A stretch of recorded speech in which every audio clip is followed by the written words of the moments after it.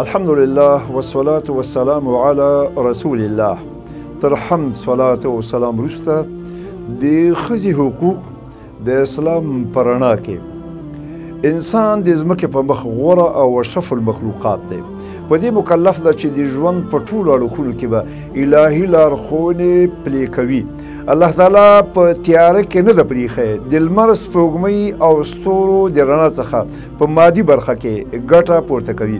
که لمر نه وي د ځمکې په مخ ژوند امکان نه لري. په همدې توګه که چیرې په روحاني اړخ کې د وحي رڼا نه وي د انسان ژوند به له ډېرو ستونزو، تیارو، کړاوونو سره مخامخ سي.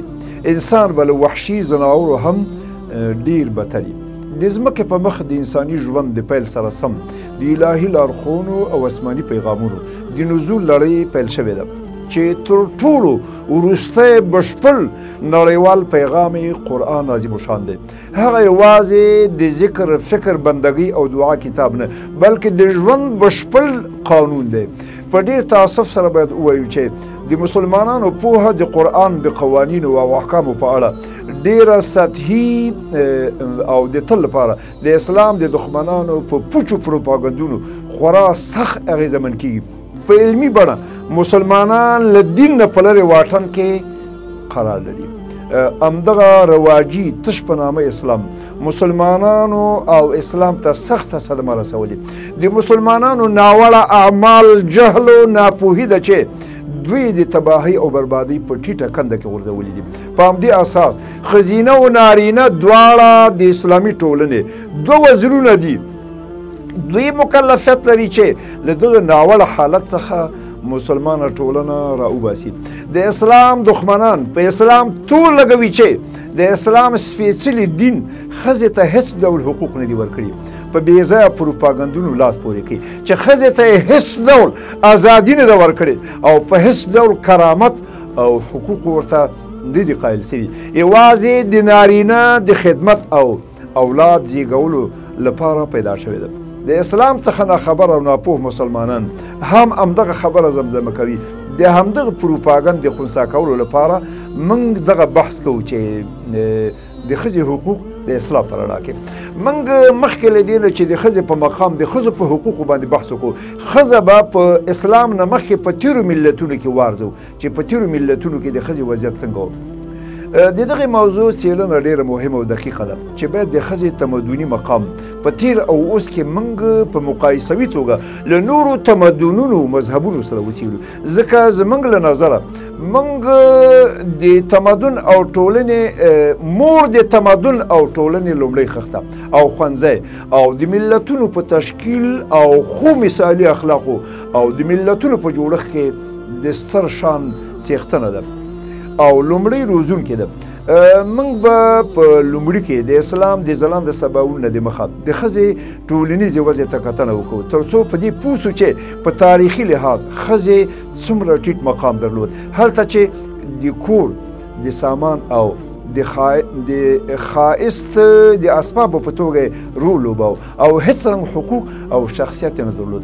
بیا به د ښځې د مقام په هکله د اسلام د تلپاتې او سپېڅلي دین لارښوونې وړاندې کړو او هم به اوس په لویدیځ کې د ښځې اوسنی وضعیت او په اروپا کې د ښځې د ازادۍ په غورځنګ بحث وکړو تر څو څرګنده سي چې اسلام د ښځې څومره عزت او شرف ساتلی او څومره لوړ مقام او مرتبه یې ښځې ته وبخلې ده.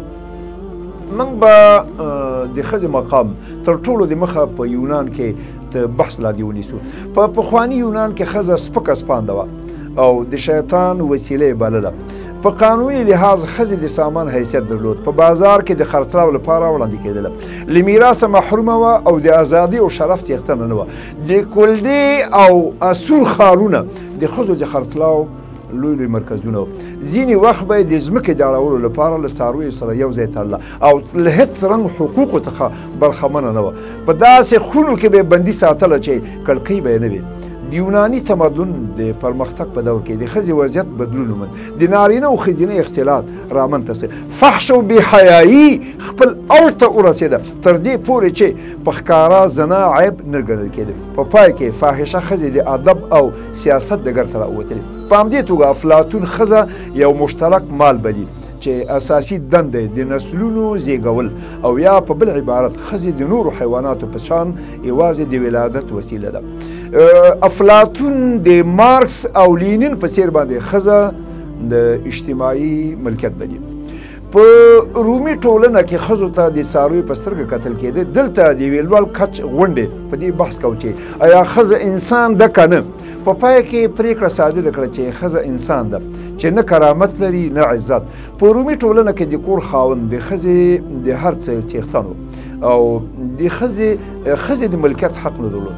د پیغلې د ازدواج تړون به په یو غونډه کې سرته رسېده. میړه حق درلوده چې خپله ښځه خرڅه کړي. د حمورابي په قانون کې ښځه مملوکه مال وه.